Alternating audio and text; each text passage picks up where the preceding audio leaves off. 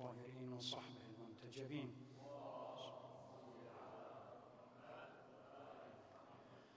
Praise be to Allah subhanahu wa ta'ala, who is above everything in his uniqueness and yet close in his oneness.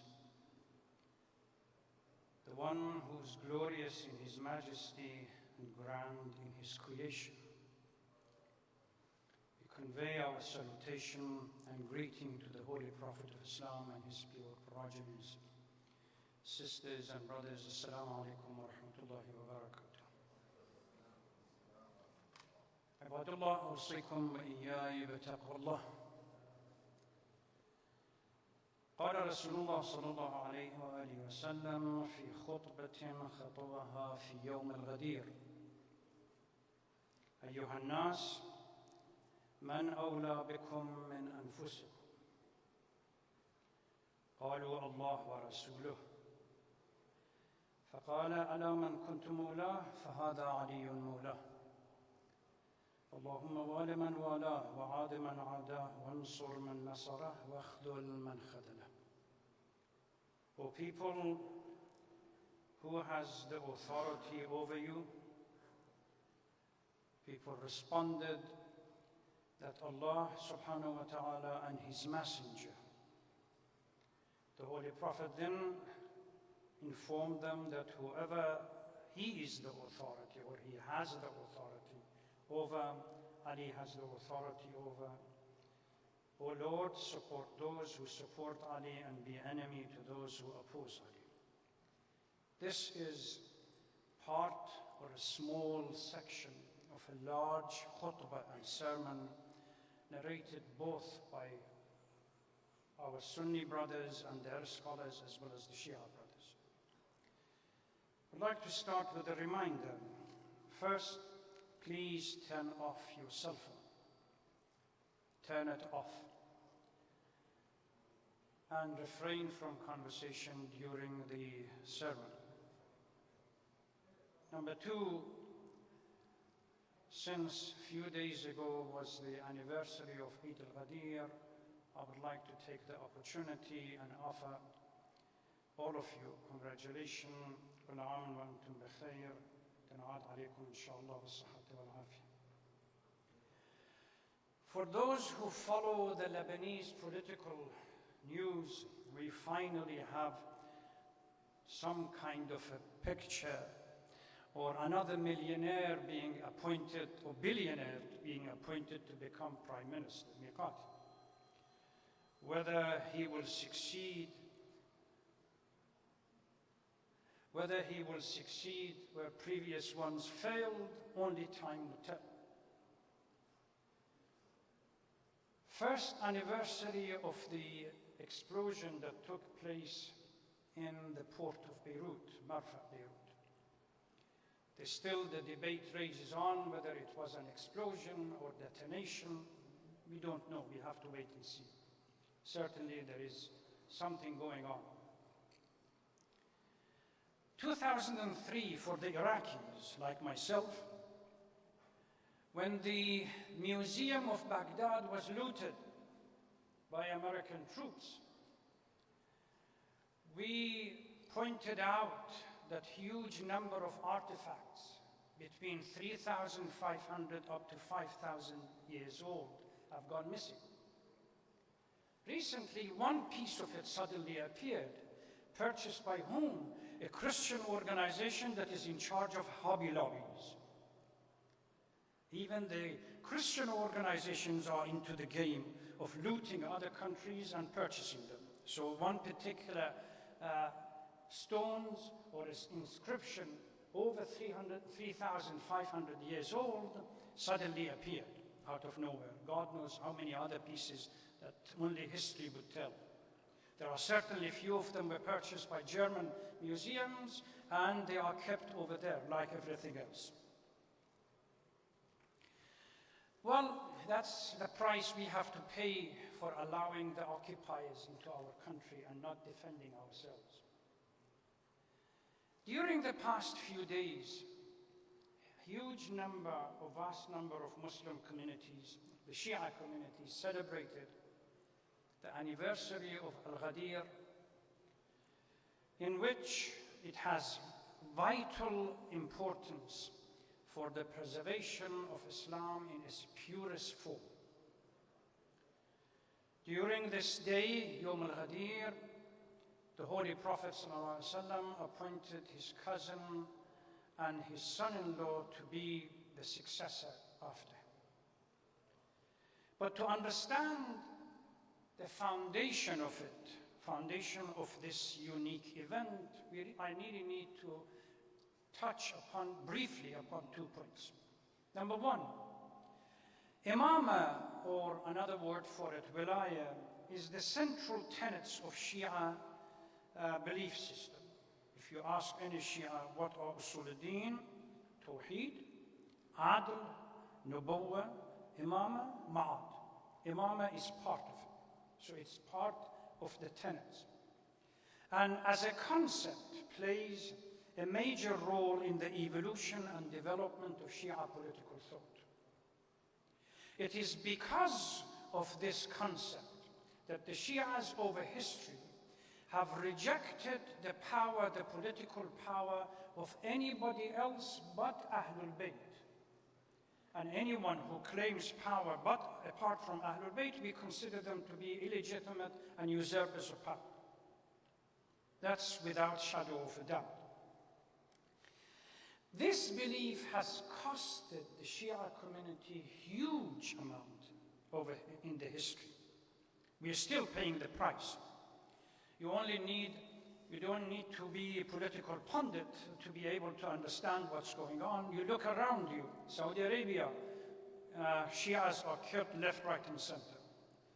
Afghanistan, attack on Shia mosques and Hazaras and everybody else. Pakistan is the same thing. Bahrain, Shia mosques are destroyed. Yemen, Shias are being slaughtered for nothing else but being the foundation of the Imama and Wilaya of Ahlul Bayt. In Lebanon, due to the successive corrupt political powers, when the country is falling apart, who is going to be the scapegoat? Hezbollah and the Shias, although they had nothing to do with the establishment. In Jordan, the past few weeks, there has been a talk about the economy and politics in a shamble. Abdullah goes on attack. Rather than addressing the crisis in Jordan, what does it do? It talks about al-Hilal al-Shi'i, the Shia crescent, to be blamed for the falling or the failing of economy and politics in Jordan. The classic example was during Ikhwan al-Muslimin's time in Egypt after 2011. After 80 years of living in the wilderness, they come to power, and immediately what do? Nearly 60 or 70 TV channels with the sole attack on Shias and nothing else. Just go and see some of these Imam Jum'ahs holding either a gun or something and banging on the podium, Shias and Shias and Shias. I think most of you remember the story of Marhum Shaheed Sheikh Hassan Shahada, dragged out of a house, slaughtered, and then the body was dragged on the street. The pictures, gruesome pictures, are still available. Ashura, that in a week or two we are going to commemorate it, is part of the price that we have paid to be a Shia in our history. The Ahlul Bayt have to pay. In even our today's life, the institution of marja'iyah that we have to follow, no matter how we define it, on a narrow scale or on the wider scale, rests on the clear understanding of Imama and Wilaya of Ahlul Bayt, where we consider Maraja, the scholars, the supreme religious authority, to be the living or the functional Imam during the occultation. They have a role to guiding society. So the role of Imama and Wilaya is central. Without Imam, there is no Shia. In our political, religious, theological, juristical, and everything else. That's number one. Number two that I want to briefly address is Al-Ghadeer. Al-Ghadeer, as a historical event, has a set of narratives, a hadith. قال Rasulullah, the little bit of it that I mentioned just now, from this a hadith that have been narrated, registered as mutawatir by both schools of thought. But the debate over the past 1,400 years rages on exactly man kuntu mawla fahadha aliyun mawla. What does it mean? Whether mawla clearly is simply a reference to friendship, or it means something else beyond friendship and giving authority. Marhum Allama Amini, in his famous book Al-Ghadeer, spends over, volume number 1, spends over 101, 105 pages of the first volume in assessing the meaning of Mawla from an historical perspective in Arabic literature. It has become an ideological position, because if you were to accept that the word Mawla means anything else but friendship, then the whole house of cards is going to collapse. The house of cards rests on arguing that it is only friendship, there is no authority. Because once you accept that, and the whole institution that came after becomes illegitimate. Now, it has its own narrative, and the narrative has been over 1,400 years debated constantly. In the past 20, 30 years, a number of contemporary scholars have come forward and said, let's look at this the foundational concept, or the essential conceptual foundation of this Ghadeer. What is Ghadeer about? Leaving the narrative for the time being.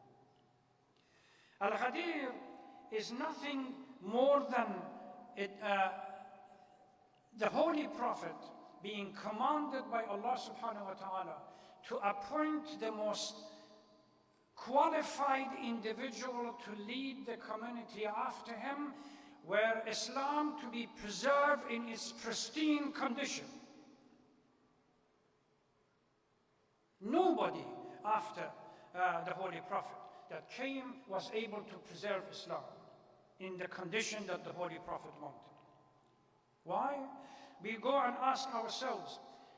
We start with one question. Ayatollah Sayyid Muhammad Baqir al-Sadr, Marhum Sheikh Muhammad Mehdi Shamsuddin, Sayyid Mutahari, and a number of others.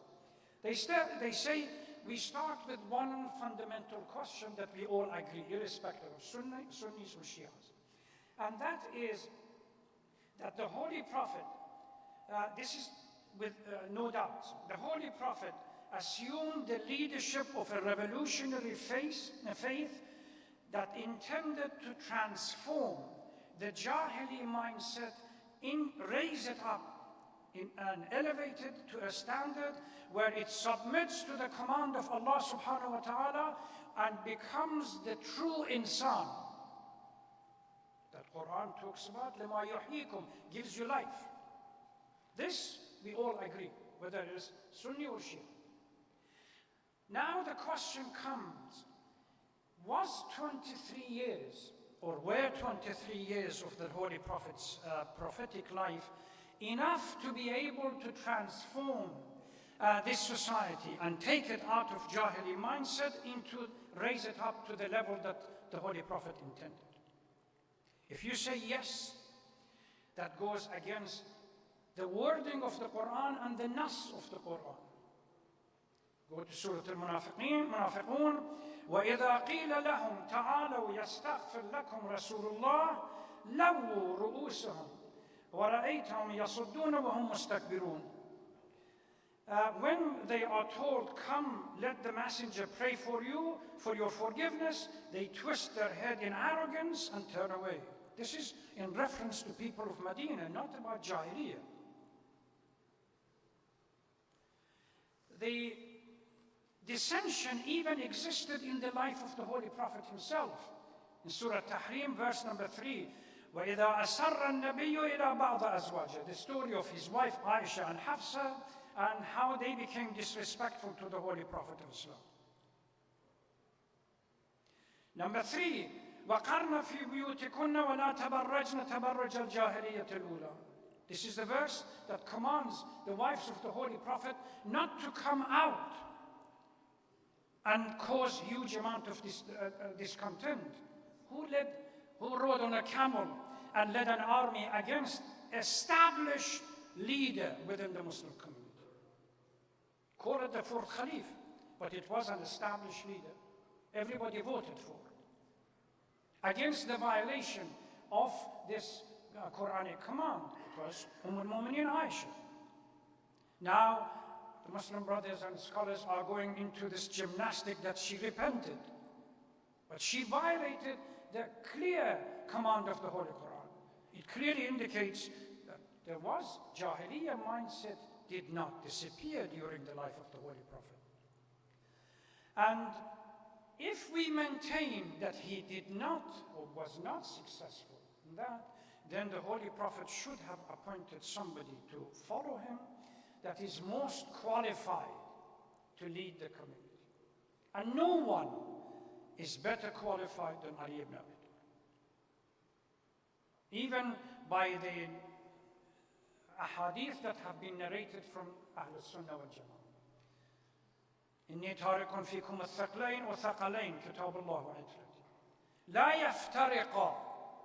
They are not going to separate from each other. علي مع الحق والحق مع علي. يا علي أنت روحي. You are the soul and the spirit, my spirit. يا علي أنت خليفتي, etc., etc. Huge amount of literature. So Ghadeer, leaving the narratives of ahadith that we are bogged down and trying to debate whether it means simply friendship or something else, let us ask a critical question. Did the Holy Prophet know that he had not succeeded in the mission?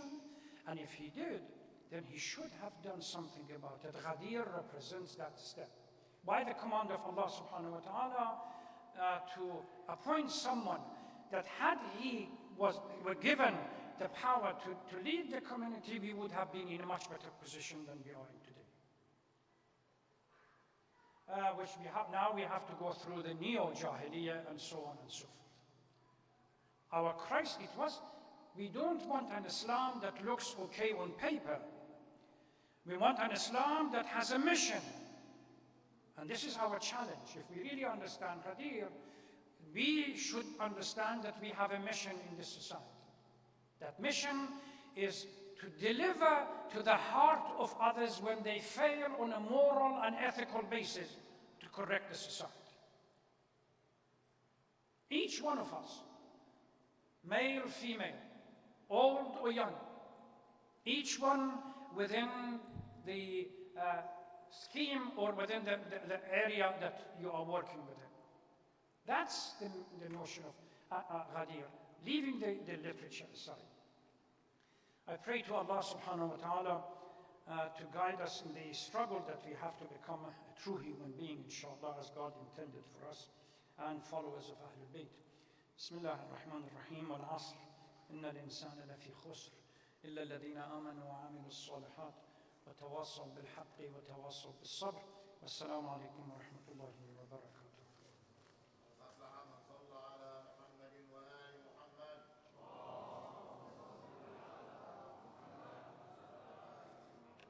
The clock is deceiving. It hasn't moved during the past 20 minutes.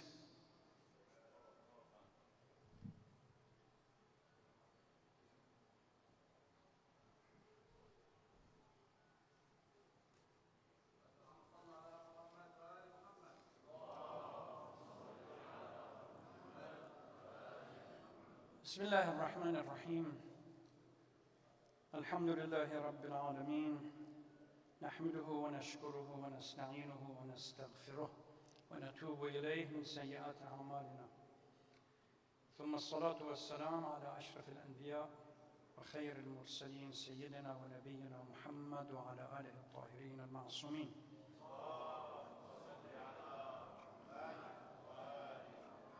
أخواتي وإخواني الأحباء، السلام عليكم ورحمة الله وبركاته. عباد الله، أوصيكم وإياي بتقوى الله. يقول الله تبارك وتعالى في القرآن الكريم: أعوذ بالله من الشيطان اللعين الرجيم، بسم الله الرحمن الرحيم. يا أيها الرسول بلغ ما أنزل إليك من ربك وإن لم تفعل فما بلغت رسالته. صدق الله العلي العظيم. سورة مائدة آية رقم 67. نلتقي في 18 من ذي الحجة بمناسبة مفصلية في التاريخ الإسلامي، وهي عيد الغدير الذي نستعيده في هذه الظروف الصعبة لنأخذ منه بعض العبر. وقف رسول الله صلى الله عليه وآله وسلم في هذا اليوم راجعا من حجة الوداع في غدير خم ليعلن الخليفة من بعده، فقال فيما قال: يا أيها الناس، إن الله مولاي وأنا مولى المؤمنين وأنا أولى بهم من أنفسهم، فمن كنت مولاه فهذا علي مولاه، اللهم وال من والاه وعاد من عاداه. فعيد الغدير يشكل محطة بارزة في تاريخ ومسيرة الإسلام والمسلمين، وموقفاً من مواقف الحق والحقيقة الناصعة التي تركت بصماتها جلية واضحة على المستوى العام، وخصوصاً عندما يتعلق الأمر بتنصيب قائد للأمة تجتمع فيه كل المؤهلات العلمية والقيادية، وأهمية كل ذلك في حياة الأمة ورسم مسارها ومصيرها وإبعادها عن كل الانحرافات في الفكر والسلوك. عيد الغدير بما هو تمثيل حقيقي لإكمال الدين وإتمام النعمة وتبليغ الرسالة، يلقي بثقل معانيه وإيحاءاته على المسلمين كافة، لجهة تحمل المسؤوليات تجاه أصالة دينهم في حفاظ مفاهيمه وروحه ومعرفة الحق وأتباعه. وبعيداً من كل تحيز، فإن القراءة الهادئة والموضوعية لسيرة أمير المؤمنين عليه الصلاة والسلام تبين عظمة هذه الشخصية الرسالية الإسلامية وحجم عطاءاتها وتضحياتها في سبيل حفظ الإسلام من السقوط. فالغدير عيد للإسلام والمسلمين عندما وضعت الرسالة في أيد أمينة مجاهدة مخلصة لله، ساعية للقرب من مواطن رضاه، عاملة في سبيل نصرة الحق والمظلومين وإعلاء كلمة الله وزحف الباطل. فهل يتمثل المسلمون كل هذه المعاني؟ للأسف الشديد، إن الواقع اليوم يزداد تراجعاً وانحداراً وتخلفاً وجهلاً وارتماءً في إحضان الفتنة والعصبيات والفوضى والأهواء. نحن لا نولي علياً، نوالي علياً لقرابته وفروسيته، بل لأنه إمام المسلمين حتى وهو خارج عن الخلافة. يمثل قوله الحجة عند اختلاف الناس، وهو القدوة بعد رسول الله في كل من فتح عليه في حركة العلم والإرادة والإخلاص للإسلام والمسلمين. علي ليس إماماً لمذهب معين، فهو إمام للمسلمين كافة وللإنسانية جمعاء، وهو ولي كل مؤمن ومؤمنة. إن علياً يمكن أن يكون رمز وحدتنا الإسلامية، لأن المسلمين جميعاً لا يختلفون على احترام علي وتقديمه على غيره. وإذا كان المسلمون قد اختلفوا على علي في التاريخ في مسألة الخلافة والإمامة، فإن بإمكاننا اليوم أن نتوحد من خلاله وانطلاقاً من منهجه الذي أكده في الواقع. واليوم نحن مطالبون بأن نجتمع حول رموزنا الإسلامية والإنسانية الكبيرة وأن نتوحد حولها، فها هم أعداء الله يجتمعون على الباطل ويتوحدون حول عصبياتهم وأهوائهم من أجل إسقاط الإسلام والمسلمين. فلنجعل من عيد الغدير محطة للانفتاح والتعاون ووعي الدور والمسؤوليات، لأن الخطر كبير يطاول الجميع والهيكل سيقع على رؤوس الجميع. على أي حال، فإننا نثير هذه الأفكار انطلاقا من وعينا لأهمية القيادة في حياة الأمة، ليكون هذا الاتجاه في التفكير أساساً للبحث من أجل مواجهة الموقف بجدية ومسؤولية من ناحية المبدأ والمنطلق. فالإسلام بحاجة إلى التقاء جميع قياداته وطاقاته ومن ينتسبون إليه على كلمة السواء، لأن بقاء الإسلام عزيزاً مسؤولية كل مسلم ومسلمة. نسأل الله أن يجعلنا وإياكم من المتمسكين بحبل علي وأهل البيت والمجاهدين في سبيل الوحدة الإسلامية إن شاء الله. اللهم صل على محمد وآل محمد وسلم عليه كما صليت على أفضل ما صليت على أحد من الأنبياء المرسلين، وصلى على يعسوب الدين وأمير المؤمنين علي بن أبي طالب، وصلى على فاطمة الزهراء سيدة نساء العالمين، وصلى على سبطي الرحمة وإمامي الهدى الحسن والحسين سيدي شباب أهل الجنة، وصلى على أئمة المسلمين علي بن الحسين ومحمد بن علي وجعفر بن محمد وموسى بن جعفر وعلي بن موسى ومحمد بن علي وعلي بن محمد والحسن بن علي والخلف الهادي المهدي عجل الله تعالى فرجه الشريف، وجعلنا من أعوانه وأنصاره وجعل أعواني والمستعظمين بين يديه والمستشهدين بين يديه إن شاء الله. بسم الله الرحمن الرحيم. والعصر إن الإنسان لفي خسر إلا الذين آمنوا وعملوا الصالحات وتواصوا بالحق وتواصوا بالصبر